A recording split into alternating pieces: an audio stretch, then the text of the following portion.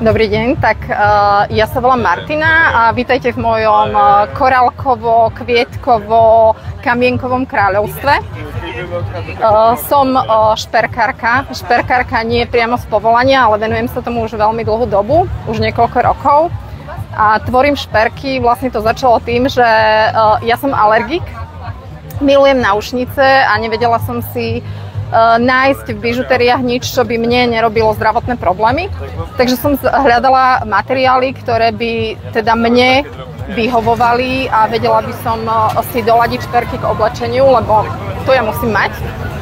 A práve som si prvé náušnice vyrobila z tej chirurgickej ocele, zohnala som si materiály a tak som sa začala venovať vlastne výrobe šperkov.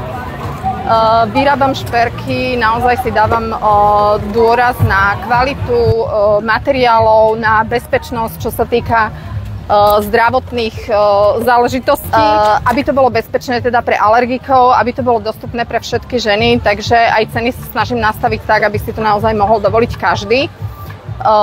Venujem sa okrem výrobe šperkov aj workshopom, teda robím workshopy pre kultúrne zariadenia Petržalky, na ktoré vás srdečne pozývam.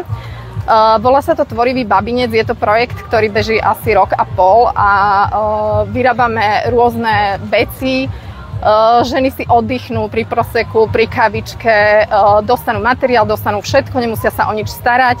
Pustíme si dobrú hudbu a vlastne tvoríme krásne veci. Nielen šperky, robili sme aj šperky, ale tvoríme aj iné veci, venujeme sa technikám ako je maľovanie na textil. Teraz budeme robiť drôtovanie najbližšie. Tak snažím sa naozaj, aby mali tie ženy techniky, ktoré zvládnu, ktoré si odnesú vždy celý výrobok domov, že to nerobíme na etapy, ale keď chce niekto prísť iba jedenkrát vyskúšať, tak určite si domov odnesie výrobok.